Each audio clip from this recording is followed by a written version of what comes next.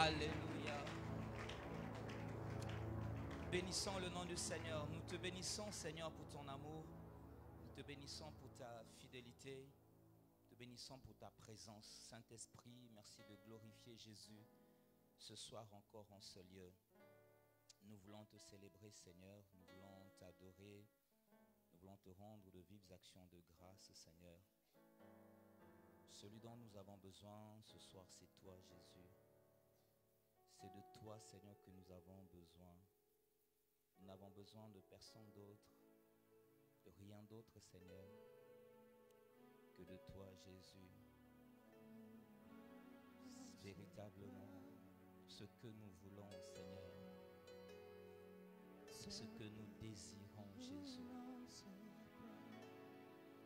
De tous nos cœurs, de toutes nos émotions, Seigneur.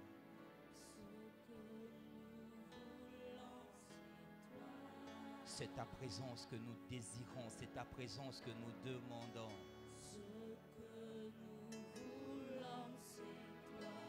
C'est le Saint-Esprit dont nous avons besoin ce soir en ce lieu.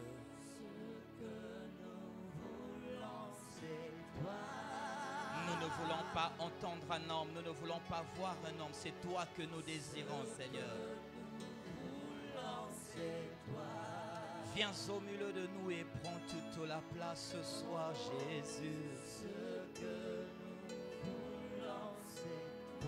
Cette ville de Brazzaville a véritablement besoin de toi, de ta présence.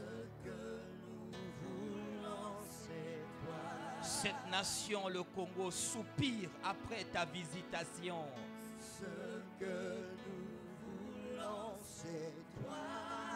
Ces familles, ces quartiers, ces cités soupirent après toi, Seigneur. Répands au milieu de nous ton esprit, Seigneur. Répands au milieu de nous. Alléluia.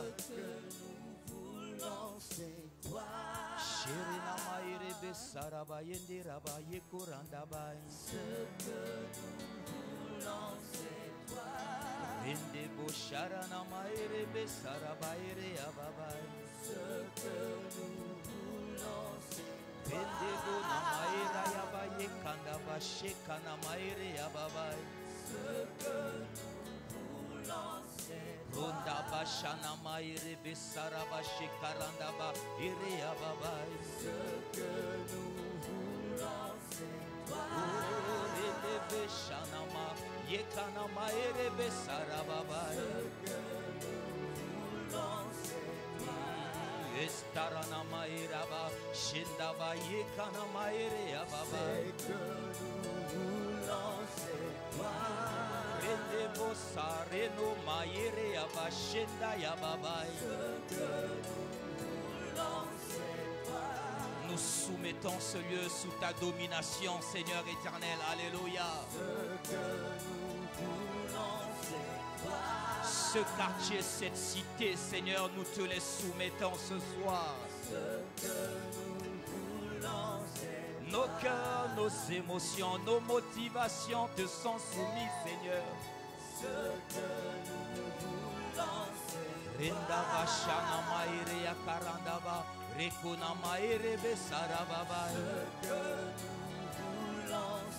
Un cœur en ce lieu acclame la présence de Jésus. Alléluia. Nos pensées, Seigneur, nos émotions, Jésus, tout est à toi, Seigneur.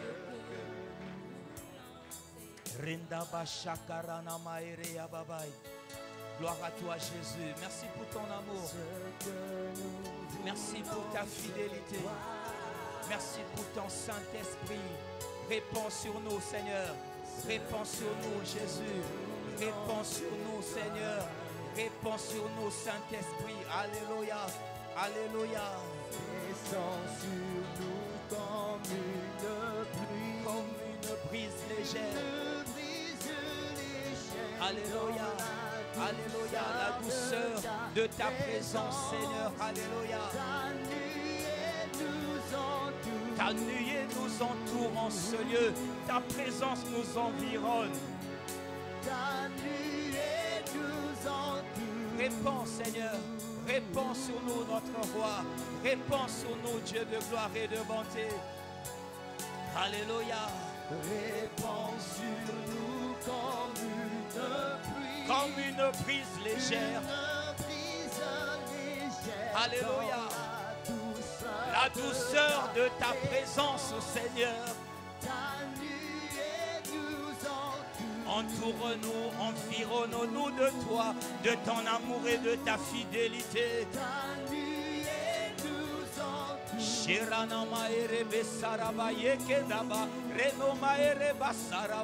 Alléluia. Oh, Shindana Maye Karabai, Rendebo Sabaya, Yena Maere Ababa Sherababai. Laisse que nous soyons environnés, Seigneur, de ta présence, de ta divine présence en ce lieu.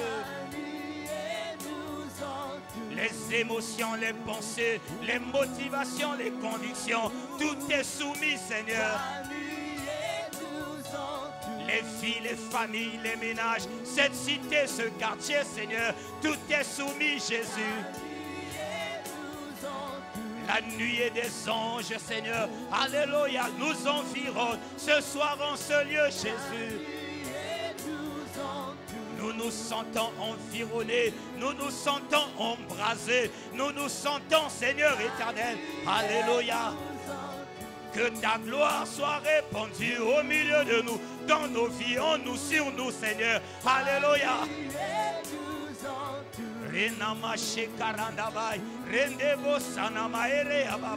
Alléluia. Laisse que les coins et recoins de ce lieu soient environnés de ta nuée.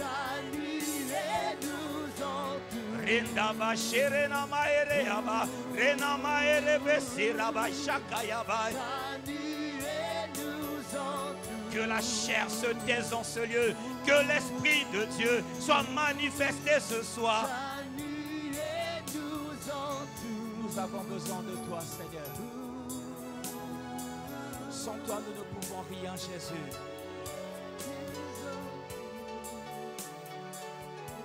Que nos cœurs se réjouissent devant ta présence, Seigneur. Si nous croyons que le Seigneur, le Dieu de gloire, par le Saint-Esprit, nous environne de sa nuée ce soir, est-ce que tu peux joindre tes mains, bénir, célébrer, célébrer le Dieu vivant et vrai, célébrer le Seigneur de gloire, célébrer le nom de Jésus, celui qui nous rassemble en ce lieu, celui qui a donné sa vie. Il est mort pour nous, il est ressuscité, il est assis à la droite du Père, il intercède pour nous, nuit et jour, mon ami. Lorsque nous sommes fatigués, celui qui nous fortifie, il augmente la vigueur de celui qui est défaillant, il donne la force à celui qui est fatigué. Ce soir en ce lieu, il renouvelle ses bontés dans nos vies ce soir, dans nos familles, dans nos maisons, dans nos affaires, dans nos quartiers, dans nos cités, dans cette ville, dans cette nation. Le nom de Jésus est répandu et le Saint-Esprit est à l'œuvre ce soir. Alléluia. Alléluia.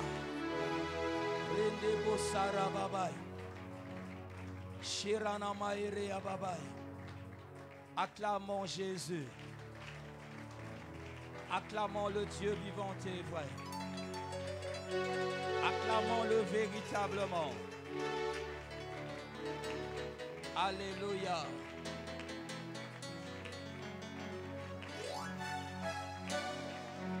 Alléluia.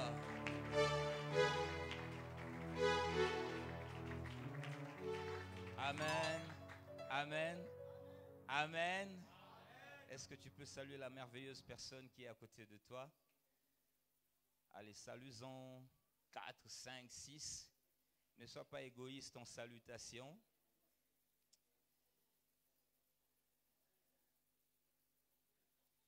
Alléluia.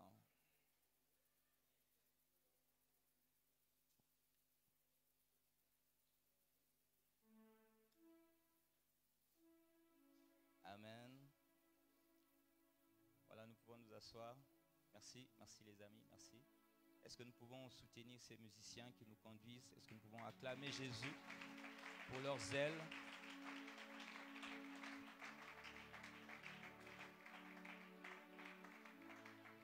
Amen. Voilà, nous vous saluons véritablement dans le précieux et puissant nom de Jésus-Christ. Amen. Amen. Nous nous excusons pour la chaleur de la salle. On m'a dit qu'il n'y a pas d'électricité, donc on est sous groupe et on ne sait pas faire marcher les splits à cause de la capacité limitée du groupe. Mais si Dieu fait grâce avant la fin de la réunion, l'air sera rafraîchi, mais déjà il le sera par la présence du Seigneur et il est déjà. Alléluia. Amen. Amen. Voilà, je vous salue donc dans le beau et précieux nom du Seigneur. Nous sommes très très très heureux d'être là ce soir. Nous avons véritablement attendu ces moments. Amen. Amen. Et nous croyons que le Seigneur pendant 3 jours va nous faire du bien. Donc ce soir jusqu'à 20h tout à l'heure.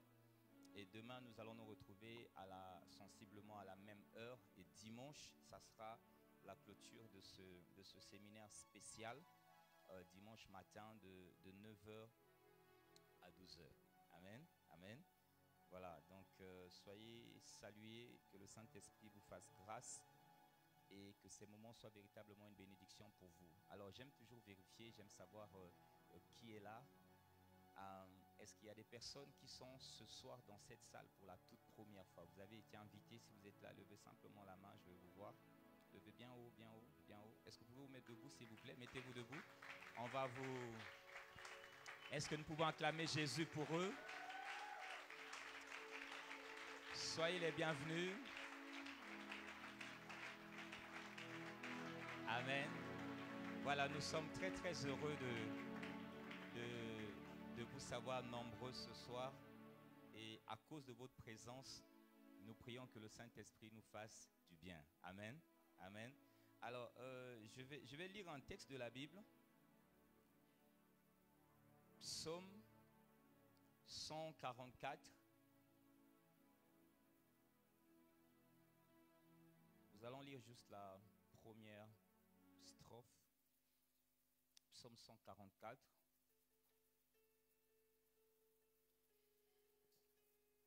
Est-ce que nous pouvons nous mettre sur nos pieds, s'il vous plaît?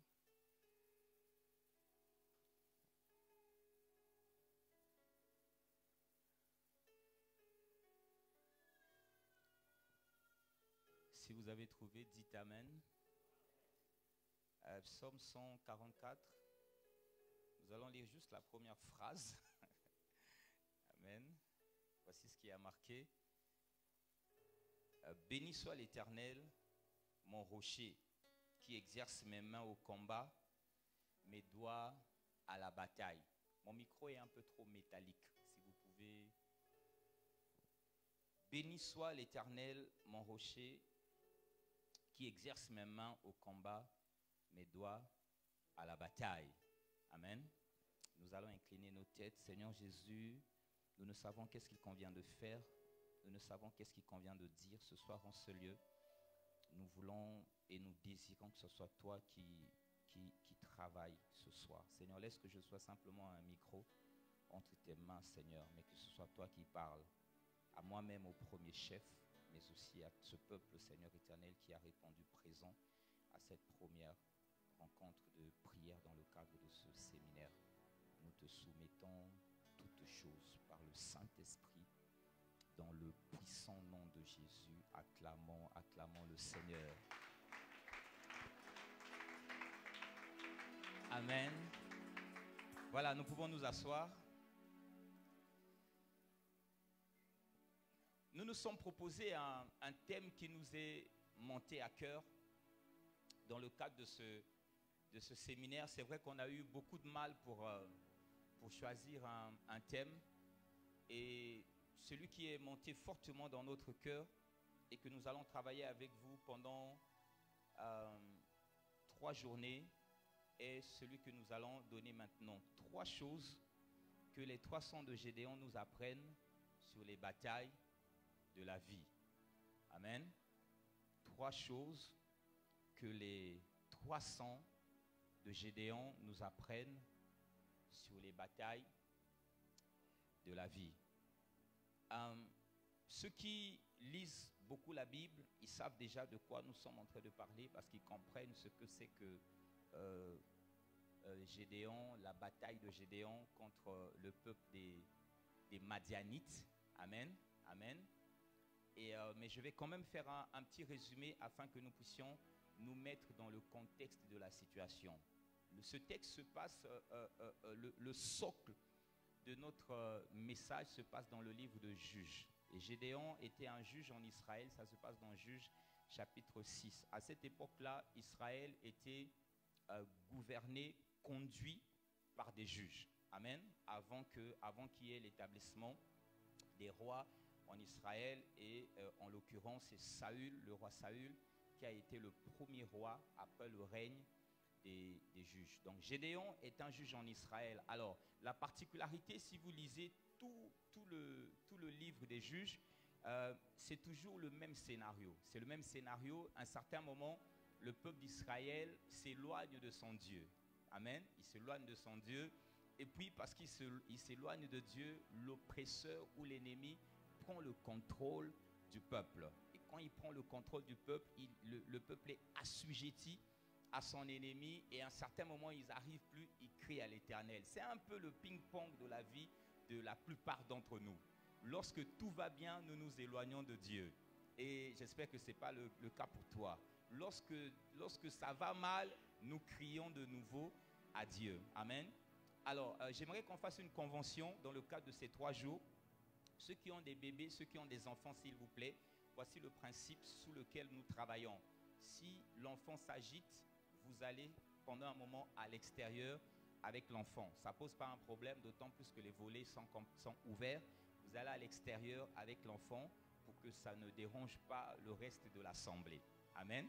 Amen. Donc les bien-aimés de l'accueil, soyez très diligents, de sorte à ce que lorsqu'il y a un bébé, aidez la personne à sortir le bébé à l'extérieur. Amen.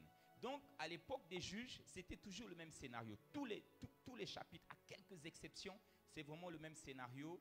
Le peuple, tout va bien, et puis il s'éloigne de Dieu. Quand il s'éloigne de Dieu, il est sous l'oppression de l'ennemi. Et quand la douleur est trop forte, il crie à Dieu, et Dieu envoie un juge. Amen. Amen. Déjà, le livre de Juges, en général, nous enseigne qu'à chaque fois que Dieu veut emmener un secours dans une nation, il envoie un homme. Pas un gouvernement, pas un parti politique, un homme. Amen. Amen. Lorsque Dieu veut faire un travail dans une famille, dans une communauté, dans une cité, il envoie toujours un homme. Lorsque je dis un homme, ça peut être un homme, ça peut être une femme. Et parmi les juges du reste, il y avait une femme. Alléluia. Amen. Amen. Mais quoi qu'il en soit, la solution de Dieu au problème d'une communauté, c'est jamais un système. C'est jamais un groupe de gens. C'est jamais un parti politique, c'est jamais une association, c'est un homme. Dieu, il commence par un homme et il fédère un certain nombre de gens autour de cet homme qui a reçu la vision, et après il y a un travail qui est fait. Amen. Donc la plupart d'entre vous, si vous êtes là, et chaque fois que Dieu il visite quelqu'un, chaque fois que Dieu entre dans la vie de quelqu'un, généralement c'est pour sauver un peu plus de gens. Alléluia. Donc alors que tu viens à l'église et tu viens seul, fais attention, parce que je suis presque sûr que ce n'est pas la volonté de Dieu pour toi. Lorsque le Seigneur il entre dans ta vie, lorsqu'il s'investit dans ta vie, généralement c'est pour sauver un plus grand nombre de gens. Soit ta famille, soit ton quartier, soit ton entreprise où tu travailles, ton association, je ne sais pas. Mais généralement c'est jamais pour une seule personne. Amen, amen, amen. Donc ma prière est que pendant ces 3 journées, qu'il y ait quelqu'un qui ressente véritablement un appel de Dieu. Amen, amen. Et qu'il est dans le domaine où Dieu l'appelle. Ce n'est pas toujours pour être prédicateur à l'église. Alléluia. Dieu peut t'appeler pour emmener un réveil dans ton entreprise. Il peut t'appeler pour emmener un réveil dans ton quartier. Il passe par toi. Ce n'est pas forcément pour que tu sois pasteur. Et pasteur et leader d'une église. Et c'est ça le problème que nous avons aujourd'hui. C'est que dès que quelqu'un il ressent que Dieu l'appelait, il ressent, il commence à parler en langue, il commence à voir, il a une vision seulement, une seule vision, une prophétie qui a fonctionné, il prend une pancarte quelque part et il devient leader d'une église. Et 2 ans, 3 ans, 4 ans après, on se rend compte que c'est difficile. La question c'est toujours, est-ce que j'ai reçu un appel? Certainement, mais quel appel? Quel type d'appel? Alléluia, amen, amen. Et la plupart même des hommes de Dieu, des ministres qui reçoivent l'appel de Dieu, c'est juste pour travailler à côté d'un autre ministère. Amen. Mais comme nous ne savons pas le faire, et c'est là tout le problème que nous avons. Donc c'est une parenthèse. Pour revenir sur le livre de Juges ici, et pour la bataille de Gédéon et son peuple contre les Madianites en l'occurrence, nous voyons que le peuple d'Israël, une fois de plus, a été soumis à l'oppression de l'ennemi. Et ils ont crié à Dieu. Ils ont crié à Dieu, et Dieu donc leur a envoyé un sauveur. Et tout cela, c'était déjà l'image, parce qu'on nous dit, nous savons que l'Ancien Testament, c'est l'ombre des choses à venir. Tout cela, à chaque fois, c'était l'image que pour le salut d'un certain nombre de gens, Dieu avait une solution, et la solution, c'était le Messie. Donc les juges étaient un type de Messie qui, à chaque fois, venait pour sauver le peuple. Ils étaient en train d'annoncer l'œuvre messianique qui devait arriver derrière, l'œuvre que Christ allait accomplir, de venir pour sauver tout un peuple, toute une nation. Quand je parle de nation, je parle de la nation des enfants de Dieu, une nation spirituelle. Alléluia, amen.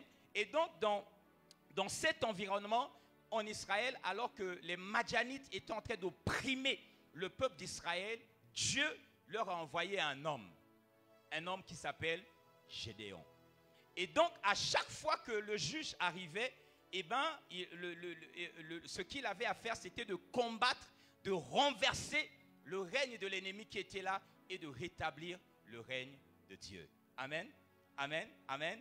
Et je vous invite vraiment pendant ces 3 jours, si vous avez la possibilité, d'étudier le livre de Juges, et en l'occurrence, Juges chapitre 6, chapitre 7, et jusqu'à là où il y a la mort de Gédéon. Comme ça, vous allez comprendre exactement dans quoi nous sommes en train de travailler. Lorsque vous allez étudier le récit de Gédéon, vous allez vous rendre compte que Dieu, non seulement il parle de bataille, mais nous voyons aussi qu'une bataille ne se passe pas uniquement le jour de la bataille. Une bataille se prépare en amont. Amen.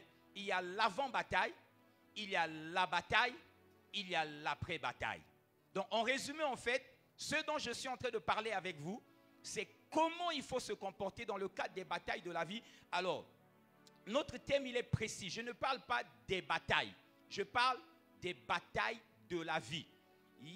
Au quotidien, pratiquement, nous avons des batailles. Nous sommes confrontés à un certain nombre de situations où nous devons, de quelque manière, c'est comme des batailles. Mais quand je parle de bataille de la vie, c'est un instant de ta vie où tu seras défié, ou bien tu vas défier l'environnement, mais cette bataille, l'issue de cette bataille va complètement changer ta vie. Amen. La plupart d'entre nous, nous avons, et c'est ce qu'on appelle les opportunités, parce que les opportunités peuvent venir derrière une opportunité, ou bien devant une opportunité, il peut y avoir une bataille. Alléluia. Des fois, lorsque les opportunités arrivent devant nous, les opportunités qui vont nous emmener dans des dimensions élevées, les opportunités peuvent venir sous la forme d'un chaos. Et la plupart des gens ne savent pas voir l'opportunité lorsqu'elle prend le visage d'un chaos. Amen. Amen. Donc là, nous sommes en train de parler d'une bataille, de la bataille de ta vie. Cette bataille que tu dois livrer, cette bataille que tu dois gagner, et cette bataille qui, si tu l'affrontes, si tu livres cette bataille, si tu sors de là vainqueur, ta vie a complètement changé. Ta vie n'est plus la même. Nous allons voir pendant ces 3 jours que la plupart des gens, ils ne s'en sortent pas dans la vie, ils tournent en rond, ou bien c'est du up and down, ils montent, ils descendent, parce qu'ils n'arrivent pas à affronter la bataille de leur vie. Alléluia. Je suis là, je suis venu d'à peu près loin pour t'aider à ouvrir tes yeux afin que tu n'aies pas peur, que tu affrontes la bataille de ta vie. Mais le problème, ce n'est pas juste d'affronter, c'est de comprendre comment fonctionnent les batailles, et c'est ce que nous sommes en train de faire pendant ces 3 jours. Donc, lorsque je parle de 3 choses à savoir, ou 3 choses que les 300 de Gédéon nous apprennent sur les batailles de la vie, nous allons parler en fait de ce qui se passe autour d'une bataille avant la bataille et ce qui se passe autour d'une bataille pendant la bataille et ce qui se passe autour d'une bataille après la bataille. Alléluia. C'est les trois choses, c'est dans ces trois dimensions que nous allons voir ensemble. Et j'ai choisi le livre de Juges chapitre 6, le récit de Gédéon, parce que là nous avons véritablement un récit qui nous donne une bataille à l'amont, pendant et après. Alléluia. Amen. Amen. La différence aujourd'hui, la différence en général entre ceux qui réussissent et ceux qui ne réussissent pas, ou bien ceux qui relèvent des grands défis et ceux qui n'y parviennent pas, se situe toujours au niveau de la préparation, au niveau de la compréhension de ce à quoi ils vont être confrontés. Une bataille se prépare toujours. Amen. Une bataille, que ce soit une bataille spirituelle. Et en général, pour vous, il va s'agir des batailles spirituelles. Mais une bataille se prépare. Amen. Une bataille, on ne va pas juste la livrer comme ça. On l'examine, on l'étudie. On doit savoir à quoi nous serons confrontés et on va vers la bataille. Lorsque vous vous examinez, vous voyez la vie des athlètes. Les athlètes qui font les courses de vitesse. Des fois, ils ont une compétition à une certaine date, dans quelques années, dans une année, dans quelques mois. Et les gars, ils vont courir maximum 15 secondes. Le dernier va arriver peut-être à 15 secondes. Les premiers peuvent faire 9, 10. Mais tous les jours, toutes les heures, pendant de longues heures, sur une longue période, ils vont travailler comme des débiles seulement pour réussir cet espace de 15 secondes. Amen. Amen. Et en général, celui qui vient gagner, celui qui va gagner la course, sa vie va être complètement transformée. Donc la différence entre ceux qui relèvent les défis et ceux qui n'y parviennent pas se situe au niveau de la préparation de la bataille. Il y a des batailles et tout le long de ces 3 jours, tu vas te rendre compte qu'il y a des batailles autour de ta vie, mais il faut que tu apprennes à te préparer par rapport à ces batailles-là. Combien de fois nous n'avons pas vu des gens échouer juste parce qu'ils ont méprisé ou ils ont sous-estimé le travail qu'il y avait à faire. Lorsque nous lisons dans le livre de Juges, chapitre 7e, là, la Bible nous parle de Israël. Israël était habitué à avoir des victoires. Ils ont eu des victoires et à un certain moment, ils ont eu affaire à un petit peuple qu'on appelait le peuple de Haï. Juges chapitre 7, à partir du verset 2e jusqu'au verset 3e. La Bible dit, Josué envoya de Jéricho des hommes vers Haï, qui est près de Beth-Aven, à l'orient de Bethel. Il leur dit, montez et explorez le pays. Et ces hommes montèrent et explorèrent Haï. Ils revinrent auprès de Josué et lui dirent, écoutez-moi bien, il est inutile de faire marcher tout le peuple. 2 ou 3 000 hommes suffiront pour battre Haï. Ne donne pas cette fatigue à tout le peuple, car ils sont en petit nombre. Leur leader les envoie aller examiner. C'est ce qu'ils faisaient souvent avant d'aller. C'est une bonne chose, bonne attitude. Avant d'aller livrer un combat, ils envoient des espions pour aller voir comment est ce peuple. Et parce qu'ils étaient habitués à des grandes victoires, quand ils vont voir le peuple de Haï, ils voient que c'est un petit peuple. Et ils reviennent et disent à Josué, ça ne sert pas d'envoyer beaucoup de gens. Un peu de gens seulement peuvent remporter cette bataille. Alléluia. Un peu de gens seulement peuvent remporter la bataille. Mais ce qu'ils ne savaient pas, c'est que déjà au milieu d'eux, il y avait un péché. Donc, ils ont échoué à cette bataille pour 2 raisons particulières. La première raison, c'est qu'il y avait Akan au milieu d'eux. Un homme qui avait pris quelque chose qui était interdit. Il avait fait rentrer l'interdit dans la maison de Dieu, dans la nation de Dieu. Amen. Amen. Des choses qui leur étaient interdites, il a emmené dans la nation de Dieu. La plupart d'entre nous, la plupart d'entre vous, vous êtes soumis à des situations compliquées, à des circonstances compliquées, parce que vous avez pris des choses qui sont des interdits, que vous avez emmenées dans vos vies, emmenées dans vos familles, emmenées dans vos foyers. Et c'est pour ça que Dieu n'opère pas dans vos vies. C'est pour ça qu'à chaque fois que l'ennemi, il vient dans votre vie, il vient devant vous, il arrive à vous renverser. Pourquoi? Parce que l'ennemi trouve quelque chose qui lui appartient en vous. Amen. Donc, premièrement, il y avait le péché. Deuxièmement, ils ont sous-estimé ce peuple-là. Ils l'ont sous-estimé. Parce qu'ils ont vu qu'ils n'étaient pas nombreux. Ils l'ont sous-estimé. Pendant ces 3 jours, je vais t'apprendre qu'il ne faut jamais sous-estimer l'ennemi. Donc, cette partie, la préparation aux circonstances de la bataille, c'est ce que nous allons voir avec vous aujourd'hui. Mais demain, nous allons voir la deuxième partie. Quand nous lisons toujours l'histoire de Gédéon, cette histoire nous enseigne qu'en dehors de la préparation, il y a aussi l'attitude qu'un peuple, qu'une personne doit avoir pendant la bataille. Et ça, nous allons voir ça ensemble demain. Je t'invite vraiment à être là demain. Même si tu t'es bien préparé, la meilleure des préparations au combat sera sans utilité si on a une mauvaise attitude lorsque l'échéance de la bataille arrive.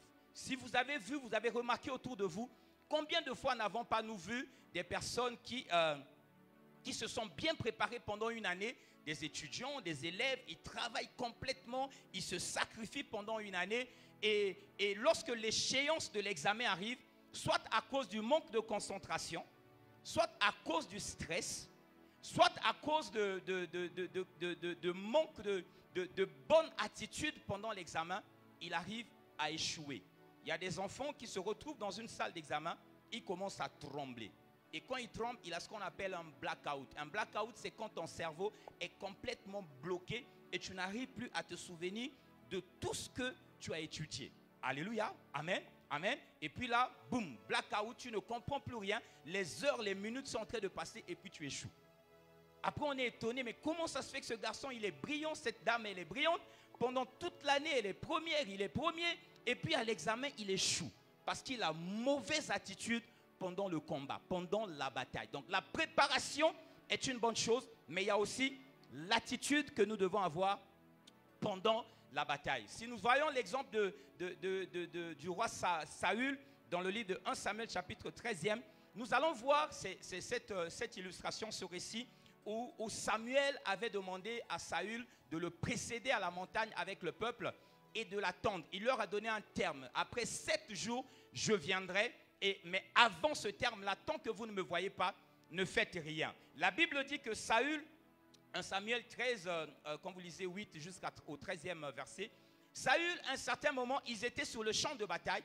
Ils attendaient Samuel, le prophète, afin que Samuel vienne pour pouvoir offrir l'holocauste et afin qu'eux, ils aillent au combat. Ils attendaient, mais ils se sont impatientés. Le 7e jour, ils ont attendu 1, 2, 3, 4, 5, 6, jusqu'au 7e jour. Quand ils arrivent au 7e jour, dans le camp de l'ennemi qui était en face, ça commençait à s'agiter. C'est-à-dire que l'ennemi était en train de s'approcher. Et Saül a vu que les hommes qui étaient autour de lui, les hommes de guerre qu'il avait rassemblés, ont commencé à paniquer. Donc ici, pour leur cas, la panique, pour le peuple, la panique, et pour Samuel, l'impatience, ça a été les raisons, les mauvaises attitudes qui ont fait qu'il puisse échouer. Alléluia. Et il a pris la décision parce qu'il était en panique. Il avait peur que l'ennemi puisse l'attaquer puisque Samuel, de toute façon, n'arrivait pas. Il a dit au peuple, de toute façon, moi je suis roi, il n'y a pas de problème. Emmenez l'animal ici, nous allons sacrifier l'animal, offrir l'holocauste et nous irons au combat. Dès qu'il a fini de sacrifier, la Bible dit Samuel est arrivé. Et Samuel n'est pas arrivé le 8e jour. Il est arrivé le 7e jour. Ça veut dire peut-être que le 7e jour, Saül a attendu jusqu'à 17h, 18h, 19h, 20h. Il a perdu patience. Mais la journée ne finit pas à 20h. Alléluia. Il y a beaucoup de gens dans le cadre de vos vies. À un certain moment, vous échouez dans la vie parce que vous n'attendez pas suffisamment. Vous attendez, vous payez le prix et à un certain moment, vous vous fatiguez. Vous lâchez sur le chemin. Vous abandonnez l'effort sur le chemin et généralement, c'est juste au seuil de la porte, au seuil de votre arrivée que vous abandonnez. Lorsque tu as fait un effort, il faut faire l'effort, aller jusqu'au bout. La Bible dit dans le livre de Habakkuk que lorsqu'il dit, parce que la prophétie a été annoncée, la Bible dit, cette prophétie, elle est certaine. Si elle attend, si elle tarde, attends-la. Car elle s'accomplira et s'accomplira certainement. Quand Dieu a libéré quelque chose, une promesse sur ta vie, tu dois te dire qu'elle s'accomplira.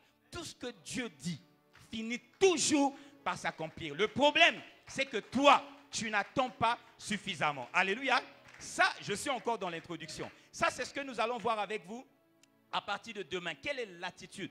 Qu'est-ce qu'il faut faire? Quelles sont les choses qu'il faut connaître pendant le temps de la bataille, qu'est-ce qu'il faut faire. Et enfin, le troisième jour, ça sera donc le dimanche matin. J'espère que tu seras là. Bon, certains ne pourront pas être là parce qu'ils doivent être, puisque j'ai invité quelques personnes, ils doivent être à leur réunion de prière. Mais si tu es là, ça sera une bonne chose. Le troisième jour, nous allons voir ensemble que l'histoire de Gédéon nous enseigne non seulement sur la préparation de la bataille, non seulement sur l'attitude qu'il faut avoir pendant la bataille, mais une fois qu'on a gagné, comment il faut faire pour maintenir la victoire. Il y a beaucoup de gens qui ont réussi, qui ont vaincu des grandes batailles dans leur vie, mais à un certain moment, ils ont coulé. Je dis toujours aux gens, aller au sommet, ce n'est pas difficile. Ce n'est pas difficile pour ceux qui sont capables de payer le prix. Lorsque tu es capable de payer le prix d'une situation que tu veux obtenir, tu vas payer le prix, tu vas travailler, tu vas avoir la victoire, tu vas arriver au sommet. Aller au sommet, ce n'est pas compliqué. Ce qui est compliqué et qui appartient au grand, c'est de rester au sommet. Alléluia. Rester au sommet à cause de la loi de la pesanteur qui te tire vers le bas. Rester au sommet, c'est pour les grands.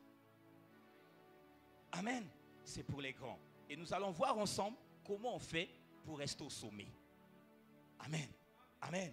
Et pourquoi les gens, ils n'arrivent pas à rester au sommet? Parce que quand ils ont fait un effort pour monter, ils payent le prix, ils se sacrifient et puis ils montent.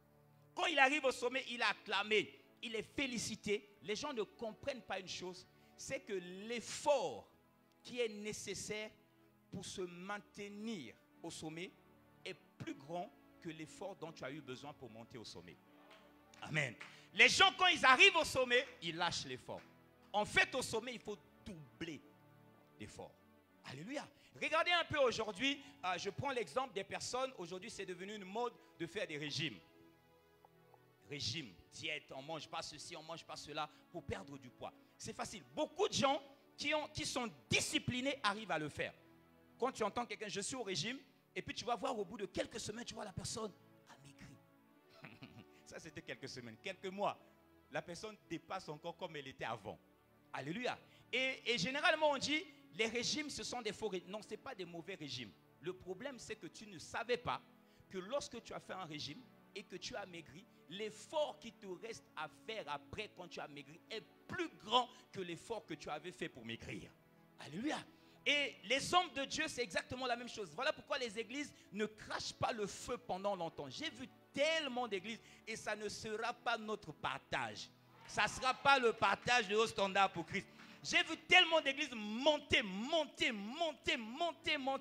arriver à la gloire. Et puis commencer à avoir des compliments, des félicitations, ainsi de suite. Et quand ils sont au sommet, ils lâchent l'effort. Quand vous lâchez l'effort, à cause de l'orgueil, parce que vous croyez que vous êtes arrivé à quelque chose, ce que vous ne comprenez pas, c'est que vous commencez à descendre petit à petit, petit à petit, petit à petit. Alléluia. Galates chapitre 5, le verset 7e, la Bible dit, vous couriez bien. Qui vous a arrêté? Qui vous a arrêté? La version française courant le dit encore mieux. Vous aviez pris un si bon départ qui a brisé votre élan. Regarde dans un aspect de ta vie. Tu vas voir qu'il y a un aspect de ta vie où à un certain moment tu avais travaillé. Tu avais bien travaillé. Tu commençais à avoir du résultat. Et puis là, pouf, c'est comme si le résultat est parti. Le problème, ce n'est pas le résultat. Vous savez, le résultat, ce n'est jamais un problème. Le résultat est toujours une conséquence de quelque chose. Amen. Amen. Voilà. Si tu vois, on a posé une opération, on a mis 4 en bas, égale 4. Regarde bien, quelque part, on a mis 2 plus 2. 4 ne vient pas tomber juste comme ça. Maintenant, si 4, c'est bien pour toi, tu dois savoir que je dois toujours maintenir en haut là-bas 2 plus 2.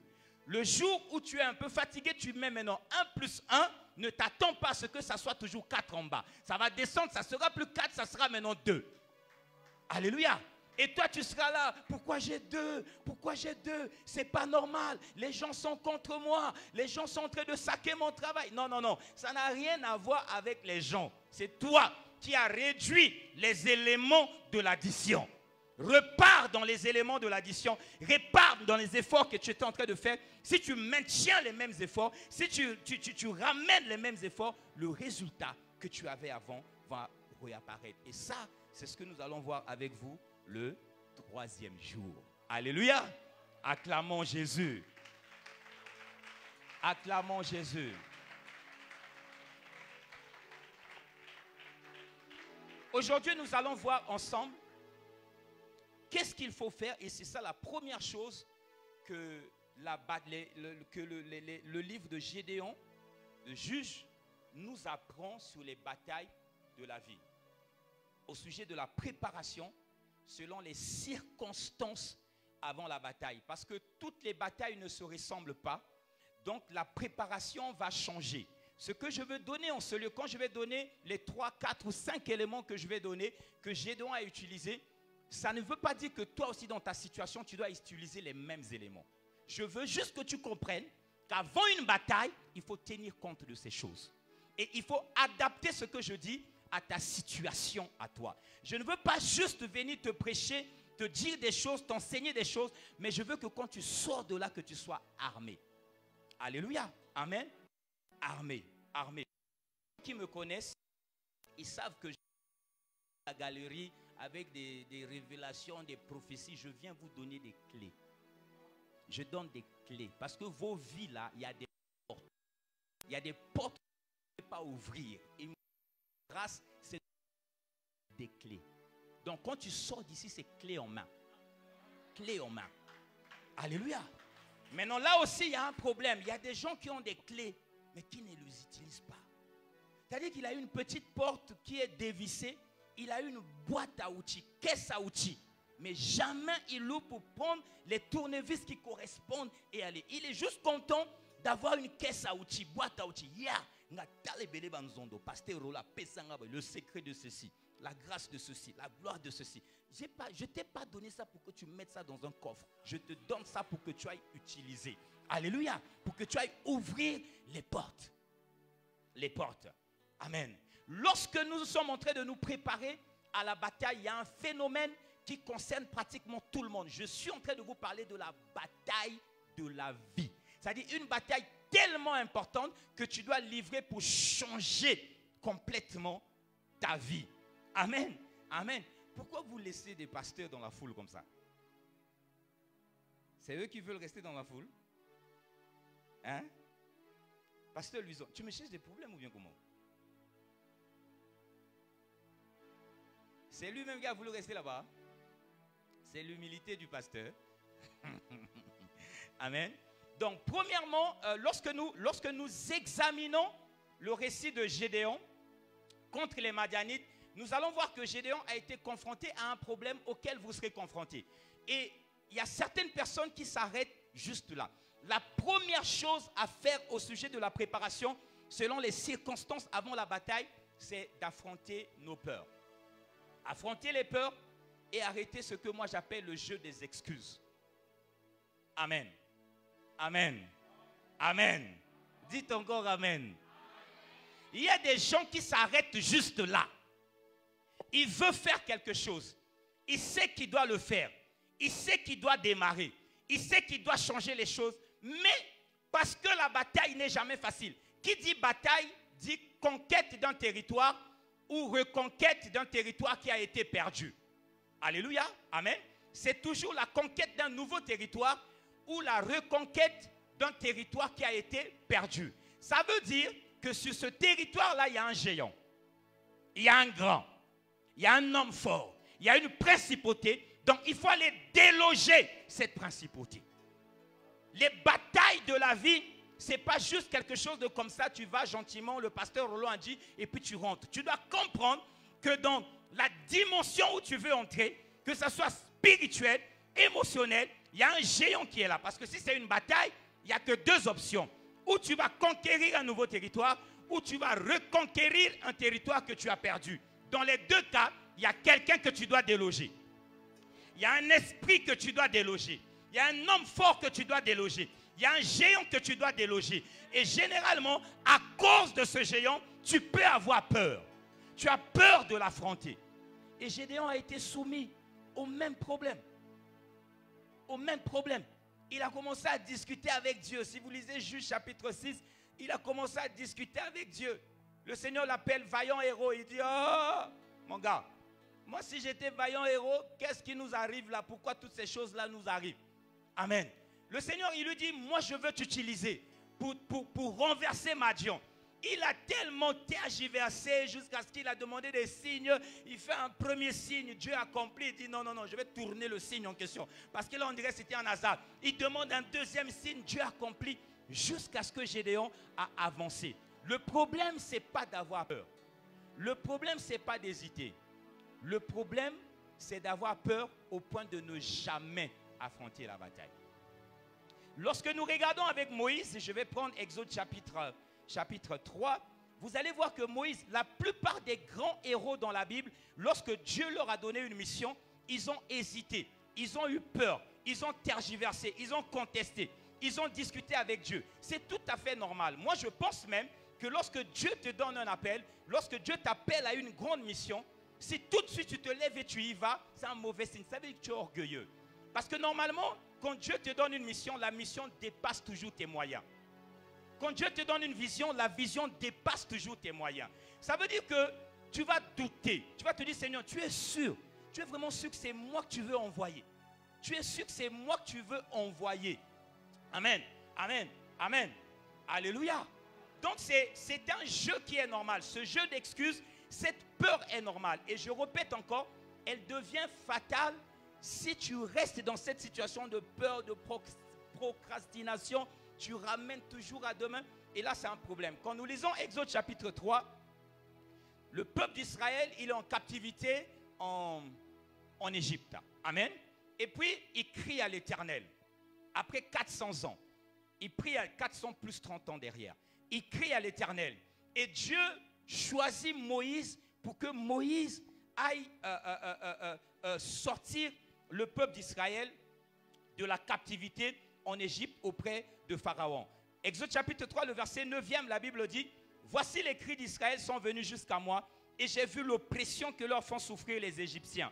Maintenant, va, je t'enverrai auprès de Pharaon et tu feras sortir d'Égypte mon peuple, les enfants d'Israël. Verset 11, Moïse il dit à Dieu, il commence. Il dit à Dieu: qui suis-je pour aller vers Pharaon? Il a vécu dans la maison de Pharaon. Il connaît Pharaon. Il connaît la puissance de Pharaon. Il pose la question à Dieu: qui suis-je moi? Qui suis-je moi pour que j'aille délivrer ce peuple-là? Il dit: qui suis-je pour aller vers Pharaon et pour faire sortir d'Égypte les enfants d'Israël? Dieu lui dit: Moïse, je serai avec toi. Alléluia, alléluia. Il dit: je serai avec toi. Ne vois pas qui tu es, parce que moi je serai avec toi. Donc ne vois pas les choses au travers de toi. Vois les choses au travers de moi. Au verset 13, Moïse dit à Dieu: j'irai donc vers les enfants d'Israël et je leur dirai: le Dieu de vos pères m'envoie vers vous. Mais ils me demanderont: quel est son nom? Que leur répondrai-je? Allez, tout ça, il était en train de chercher des moyens pour dire à Dieu: tu es en train de me donner une mission, comme tu viens, tu apparais comme ça. Je ne connais même pas ton nom. Ils vont me poser des questions, je ne saurais pas répondre. Dieu lui a dit son nom c'est quoi? Amen. Quand vous lisez les versets qui viennent après, Dieu lui a dit c'est quoi son nom. Chapitre 4 au premier verset, Moïse répondit et dit, donc Dieu lui a raconté l'histoire d'Abraham, d'Isaac, de Jacob. Il lui a dit tout ça pour dire: je suis le Dieu de leur père. Va leur dire ça. Et chapitre 4, le verset 1er, Moïse n'est pas toujours content. Il revient encore. Moïse répondit et dit: voici, ils ne me croiront point. Donc son problème c'est quoi? Il demande le nom. On lui donne le nom. Il dit d'abord: si tu me donnes Dieu, si tu me donnes le nom, c'est bon. En tout cas, s'il me demande qui tu es, je donne le nom, c'est bon. Dieu dit: ok, je vais te donner le nom. Il étale ses noms. Alléluia. Dieu dit: ah, le gars, il a les réponses à tout. Il vient encore, Moïse dit: le gars, il a des réponses à tout. Il vient, il lui dit: ok, c'est vrai, j'irai. Je vais leur dire le nom, mais ils ne me croiront point. Ils n'écouteront point ma voix. À dire, alléluia. Ils diront: l'Éternel ne t'est point apparu. Dieu lui dit: ok, Moïse, qu'est-ce que tu as dans la main? Il dit: j'ai un bâton. Prends le bâton, jette par terre. Boum, miracle. Il y a un serpent. Le bâton est transformé. Il y a eu un miracle. Alléluia. Pour dire à Moïse: je serai avec toi non seulement dans le surnaturel, mais aussi non seulement dans le naturel, mais aussi dans le surnaturel. Moïse ne s'arrête pas là. Au verset 10 de Exode 4, Moïse dit à l'Éternel: ah Seigneur, je ne suis pas un homme qui ait la parole facile. Là maintenant il commence à dire à Dieu: je suis bègue. C'est bizarre parce que dans la Bible, plus tard, dans la Nouvelle Alliance, lorsqu'on parle de Moïse, on parle de Moïse comme un homme puissant en parole et en œuvre. Alléluia. Mais là, lui-même, il dit, je ne parle pas bien. Je veux bien aller, je connais ton nom, j'ai vu aussi que tu fais des miracles. Mais quand je vais aller devant Pharaon, il faut que je parle. Il dit, ah Seigneur, envoie qui tu voudras envoyer. Alléluia, ça c'est au verset 13. Il lui dit, envoie qui tu voudras envoyer. Quand il lui dit, je ne sais pas parler, Dieu lui dit, ok, moi je serai avec ta bouche. Dieu lui dit, qui a créé la bouche? C'est moi Dieu. Donc je serai avec ta bouche, je mettrai des paroles qu'il faut. Après, Moïse a vu que Dieu, il avait la réponse à tout. Il lui dit, bon, ok, toi aussi, Sarah Likambango. Au verset 13, il lui dit, ah Seigneur, envoie seulement quelqu'un d'autre. Envoie qui tu voudras envoyer, pas moi. Alléluia, pas moi, pas moi. Heureusement, c'est ce que j'ai dit, vous pouvez discuter, vous pouvez faire ce jeu d'excuses, mais ce qui est important, un moment, il faut partir. Et à un moment, nous savons que Moïse est parti. Quand vous lisez le livre de Esther, je vous dis, la plupart des grands héros, Esther, c'était exactement la même chose. Elle était dans la maison du roi. Et puis son peuple était en train d'être exterminé. Et son parent est venu vers elle pour lui dire, va voir le roi, interviens pour nous. Et tu vas, parce qu'on est en train de vouloir exterminer le peuple. Esther, exactement la même chose. Esther, chapitre 4, le verset 11e. Elle donne une raison valable, parce qu'il y avait une loi dans le pays. Elle dit, tous les serviteurs du roi, Esther 4, 11, tous les serviteurs du roi et le peuple des provinces du roi savent qu'il existe une loi portant peine de mort contre quiconque, homme ou femme, entre chez le roi dans la cour intérieure sans avoir été appelé. Celui-là seul a la vie sauve à qui le roi tend le sceptre d'or. Et moi, je n'ai point été appelé auprès du roi depuis 30 jours. Et dans des justifications parce qu'elle avait peur d'aller affronter cette mission. Mais gloire à Dieu, in fine, elle est partie. Jonas, exactement la même chose. Dieu lui dit, va à Ninive, va prêcher à Ninive, parce que le peuple est corrompu. Va évangéliser à Ninive. Jonas, il taille la zone, il fuit. Il va à Tarsis, jusqu'à ce qu'il se retrouve dans le navire d'autrui. Et à cause de lui, le navire est frappé par les flots, jusqu'à ce qu'il était sur le point de couler. Et on le jette dans l'eau, il va se retrouver dans la bouche d'un poisson.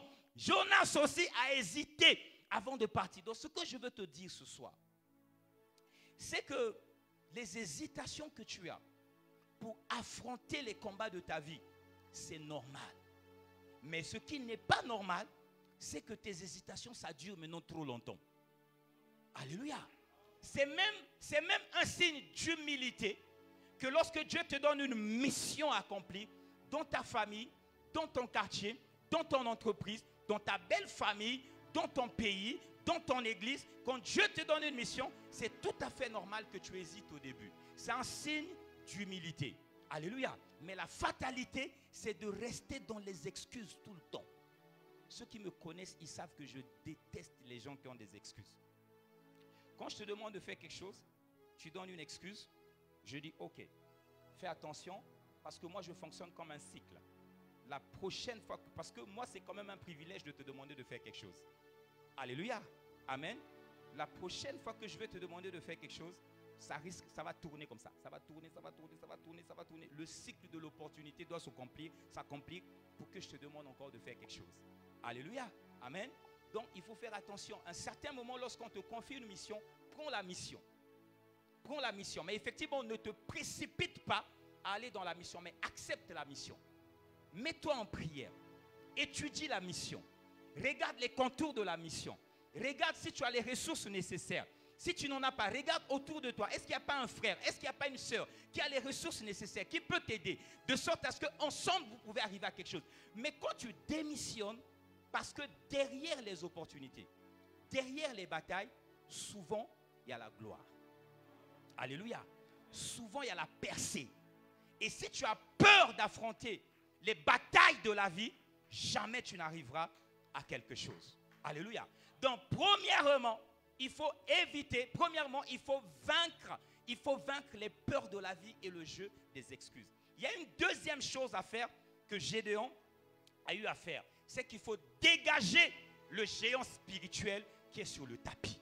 Je disais tout à l'heure que lorsqu'on parle de bataille, il y a deux choses. Ou territoire à conquérir, ou territoire perdu à reconquérir. Dans les deux cas, il y a quelqu'un qui est là et qui règne. Donc lorsque Dieu te donne une mission dans un quartier, dans une famille, quand Dieu te dit c'est toi par l'évangile qui va délivrer ta famille.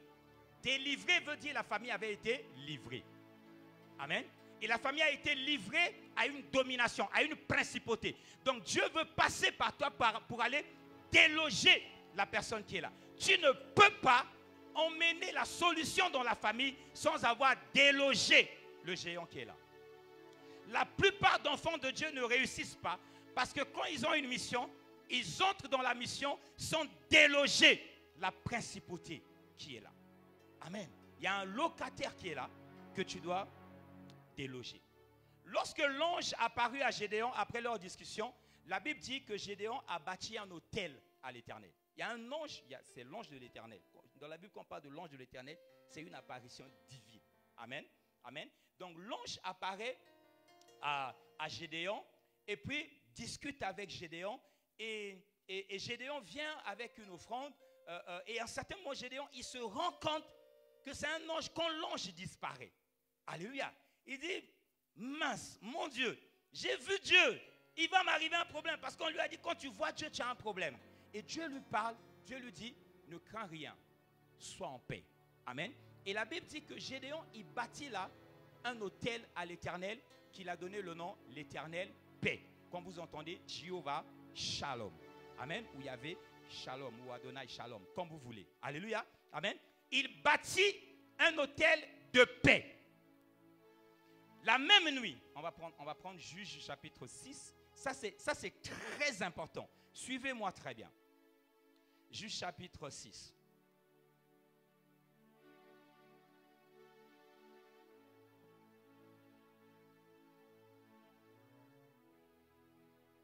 Je cherche le...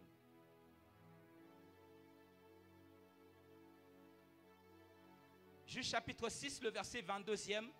La Bible dit, allez, je vais prendre le verset 21. L'ange de l'Éternel avança l'extrémité du bâton qu'il avait à la main et toucha la chair et les pains sans levain. Alors il se leva du rocher un feu qui consuma la chair et les pains sans levain. Et l'ange de l'Éternel disparut à ses yeux.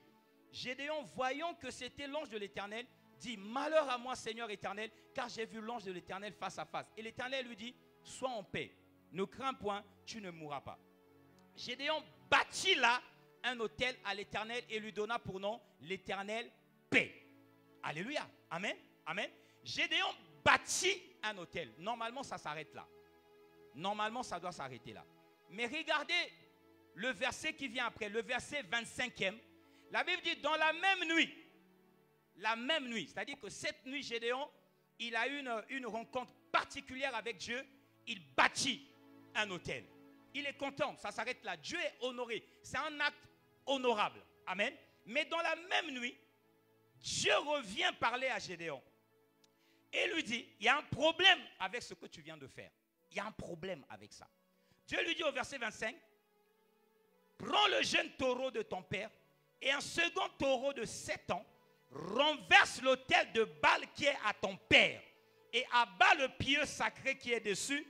Tu bâtiras ensuite et tu disposeras sur le haut de ce rocher un autel à l'Éternel, ton Dieu. Dites Amen. Dites encore Amen. Dieu voulait dire à Gédéon, et c'est ce que je suis en train de te dire aujourd'hui. Tu ne peux pas bâtir un autel de paix dans ta famille ou dans ta vie tant que l'autel qui existait avant est encore là. Alléluia. Amen. Tu ne peux pas. Et cet autel de paix là, Dieu de Salem, roi de Salem, cet autel de paix là était typifié le Christ lui-même. Tu ne peux même pas faire entrer Christ dans ta vie tant que tu n'as pas renversé les principautés, les autels, les dominations qui hier étaient en train de régner sur toi. Il a bâti un autel de paix. Dieu vient lui dire, chut, il y a un problème. Gédéon, l'idée est bonne. L'idée est bonne. Mais cet autel de paix que tu as bâti, tant que l'autel de ton père reste à côté, l'autel de paix que tu as bâti sera toujours menacé. Voilà pourquoi il y a beaucoup d'enfants de Dieu. Ils prient, ils célèbrent Dieu. À un certain moment, il a comme des bonnes choses qui arrivent dans sa vie. Comme si tu as une réponse. Il y a quelque chose qui vient. 2 mois après, ça tombe. Après, tu as comme une réponse. 6 mois après, ça tombe. Après, tu as comme une lueur d'espoir. Il y a un fiancé qui vient. Il y a une fiancée qui vient. Il y a un travail qui vient. Il y a une promotion. Tu as la promotion. Demain, on ferme l'entreprise. C'est comme si à chaque fois, quand tu as quelque chose, et puis toujours, il y a quelque chose qui vient biaiser. Fais attention. Regarde bien.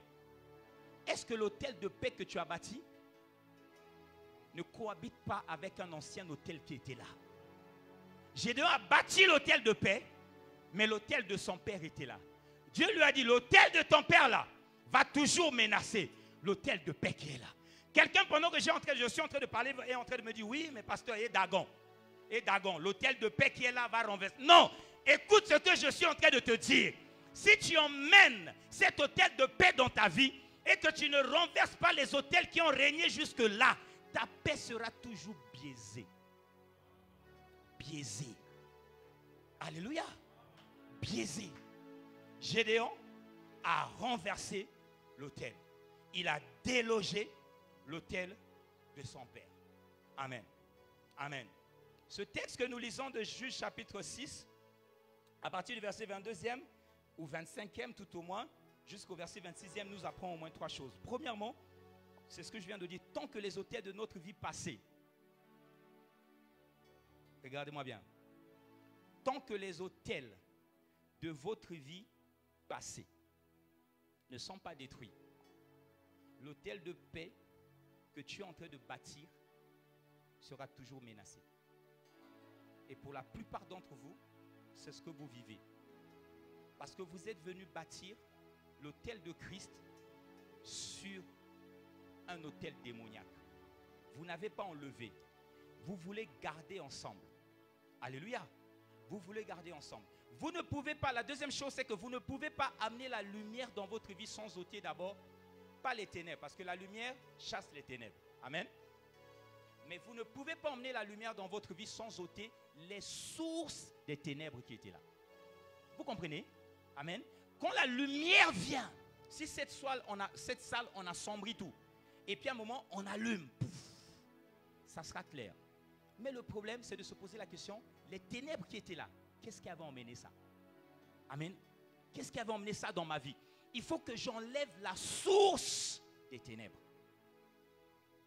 Même si la lumière est là, si la source des ténèbres est encore là, la source des ténèbres va continuer à travailler. Il faut prendre un plat, il faut mettre du sel, il faut aller jeter à la source des eaux pour que les eaux soient assainies. Alléluia. Amen.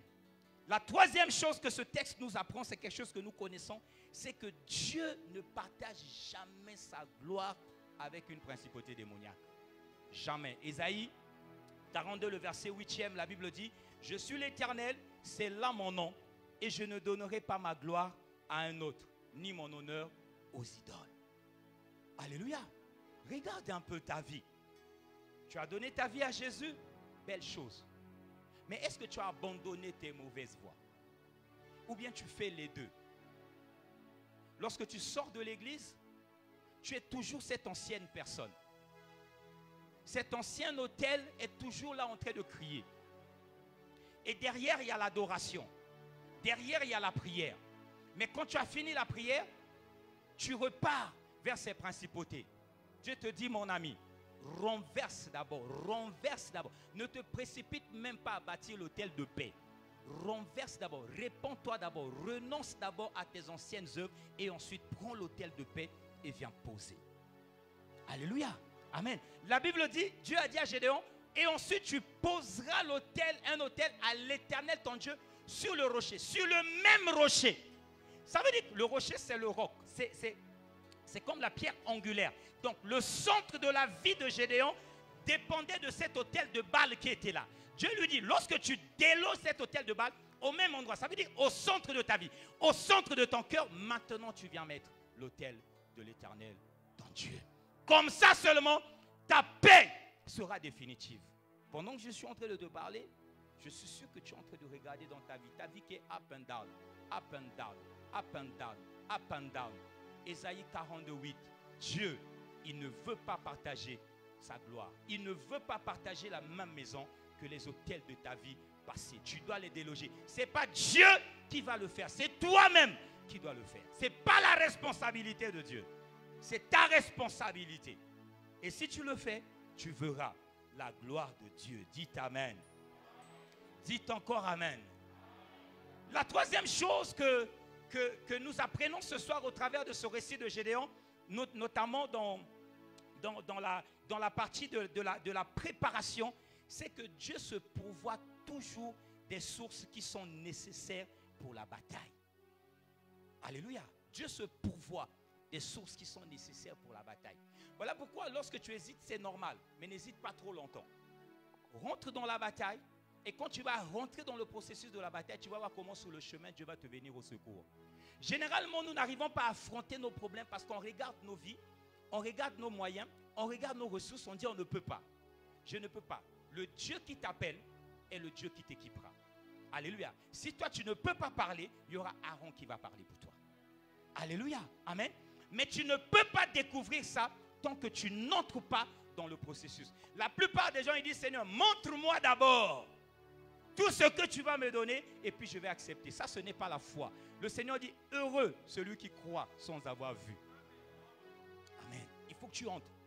Et quand tu vas entrer, chaque fois que tu vas te retrouver devant une porte, il y aura quelqu'un qui va venir ouvrir à ta porte. Lorsque j'explique ce principe de la provision, vous savez, dans notre pays, il n'y en a pas beaucoup, peut-être ici, mais là où je vis à Pointe-Noire, il n'y en a pas.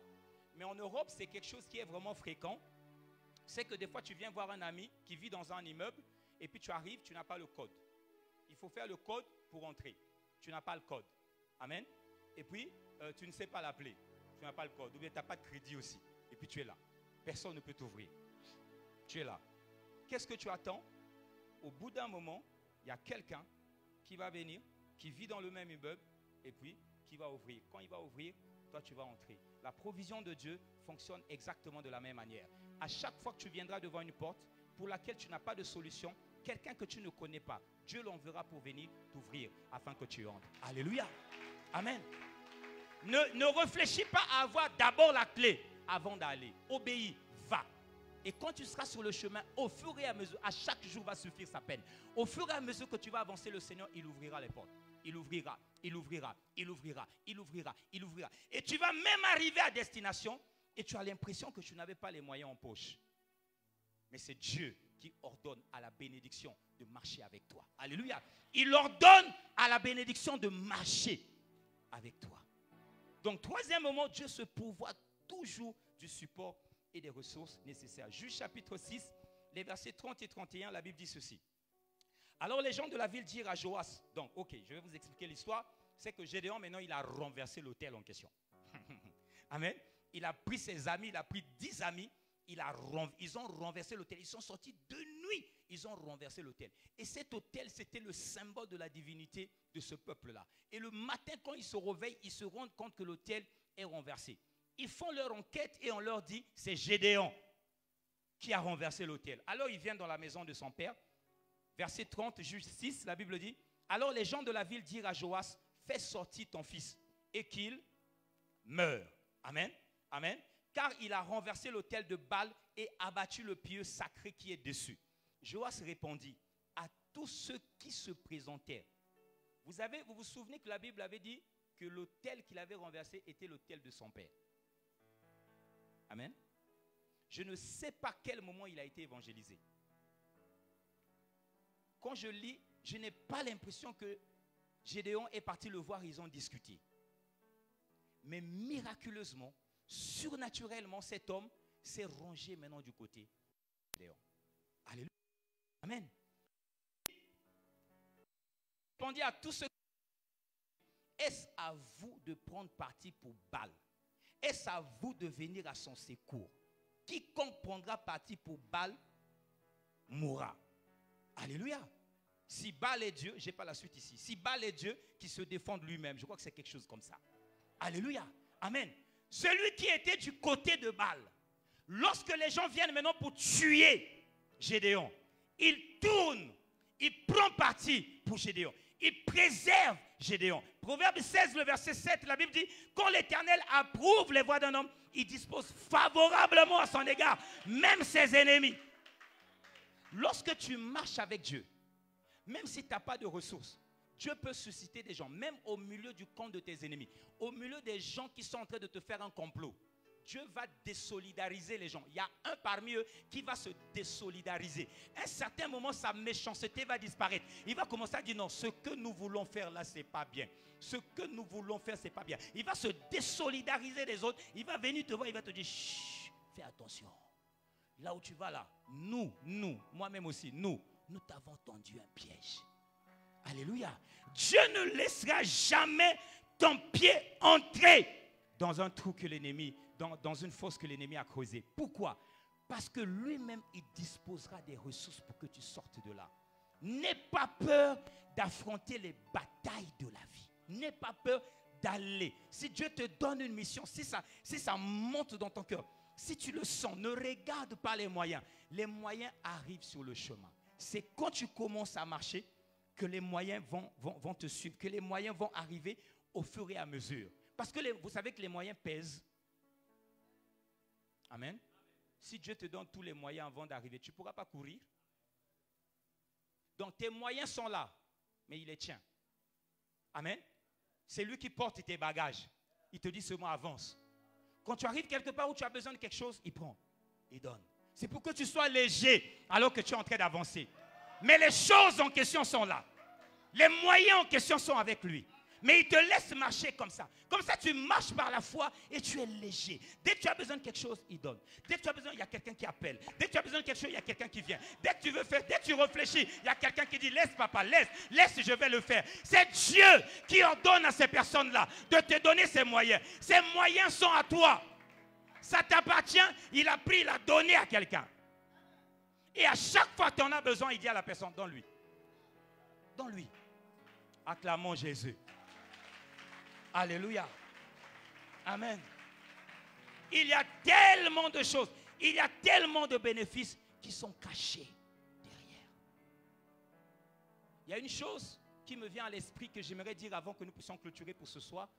C'est que lorsque tu es en train de préparer ta bataille, il pourra arriver que les personnes avec qui tu es en train de travailler, certains se désolidarisent. Autant il y en a qui se désolidarisent dans le camp de l'ennemi pour venir t'aider, autant il y a certains au milieu de toi qui peuvent se désolidariser. J'étais en train de méditer tout à l'heure quand je priais. Comment les hommes de la ville ont su que c'est Gédéon qui avait renversé Baal, la statue de Baal. Alléluia. Il avait un secret avec 10 personnes. Ça veut dire que l'un des 10 les a trahis. Alléluia. Ne sois pas étonné si pendant que tu marches, il y a quelqu'un qui est avec toi, qui te trahit. Si Dieu est avec toi, il suscitera d'autres gens beaucoup plus importants pour venir t'accompagner. Acclamons Jésus, les chantres, venez. Est-ce qu'on peut se lever? Alléluia. Rendo basakarabai. Sherandaba. Il y a une mission sur toi. Il y a une mission sur toi. À quelque niveau que ce soit, dans quelques aspects dans notre vie, il y a un appel pour toi. Il y a un appel pour toi à faire quelque chose. Peut-être dans l'église, peut-être dans la nation, peut-être dans la famille, peut-être dans le quartier. Réalise que c'est Dieu qui t'appelle et c'est lui qui te donne les moyens de les réaliser. Je suis venu à Brazzaville pour dire à quelqu'un, ça fait trop longtemps que tu attends. Tu es en train de tergiverser, tu es en train de discuter avec Dieu, tu fais le jeu des excuses. Il y a fait trop longtemps que tu fais ça. Dieu, il a une mission pour toi. Va dans la mission. Va dans la mission. Donnez-nous un chant, les amis. J'ai décidé de ne plus reculer. Je suis venu déclarer que le passé est passé en lui. Les choses ont changé. J'ai donné ma vie à Christ. J'ai décidé d'avancer. Alléluia. Encore une fois, j'ai décidé Alléluia. de ne plus reculer. Je suis venu déclarer que le passé est passé en lui. Alléluia. Les choses ont changé. Alléluia. J'ai donné ma vie à Christ. J'ai décidé d'avancer. Tu changes toutes choses, oui, tu changes. Allume le feu dans le cœur de quelqu'un ce soir. Ravive le feu, Seigneur. avancer. Il y a quelqu'un qui s'était arrêté. Il est en train de monter. Il s'est arrêté. Tu as commencé à régresser. Le Seigneur nous envoie dans cette ville pour te dire, relève-toi. Relève-toi, relève-toi. Relève-toi, relève-toi. De là où tu es tombé, relève-toi.